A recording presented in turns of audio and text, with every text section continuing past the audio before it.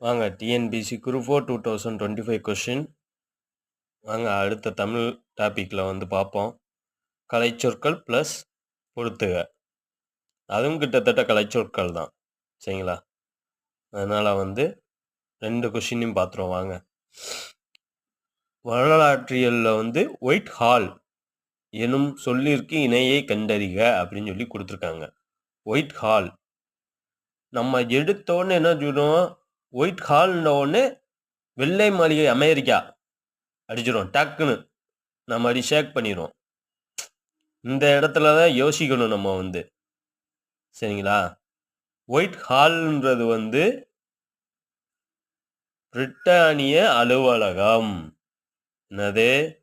பிரிட்டானிய அலுவலகம். வெள்ளை மாளிகை அமெரிக்கான்றது ஒயிட் ஹவுஸ்.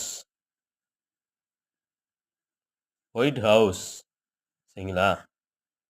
இதுதான் ஒயிட் ஹால்.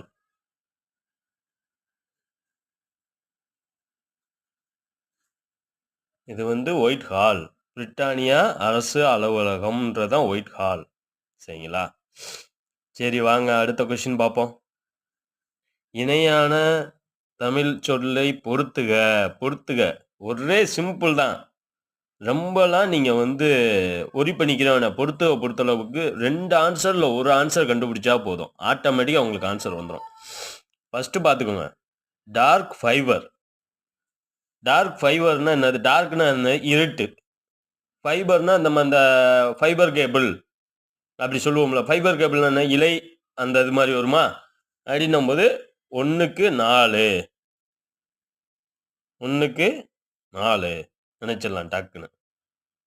1க்கு 4 அப்பனா இந்த 2 ஆன்சர்ல தான் ஒரு ஆன்சர் வரும், சரியா? கன்ஃபார்ம்டா? எல்லாத்துக்கும் புரிஞ்சிருக்குன்னு நினைக்கிறேன். டார்க் ஃபைபர்னா இருட்டு இலை அப்படின்னு கண்டுபிடிச்சலாம். இன்னொன்று என்னது? டென்சிட்டி. 4வது பாருங்க, டென்சிட்டி ரொம்ப தேவையில்லை. டென்சிட்டின்னு என்ன? அடர்த்தின்னு சொல்லி நம்மளுக்கு நல்லாவே தெரியுமா? டென்சிட்டினா அடர்த்தி. அப்புறம் ஆட்டோமேட்டிக்காக வந்துருச்சு ஆன்சர். என்ன ஆன்சரு? பி தான் ஆன்சர். ஃபஸ்ட்டுக்கு 4, லாஸ்ட்டுக்கு 2 முடிஞ்சு போச்சு. டிக் பண்ணி விட்டு போயிட்டே இருக்கணும். இவ்வளோதான் சிம்பிள். தேங்க்யூ ஃபார் யுவர் வாட்சிங் my videos. Subscribe my channel, support my channel. Thank you.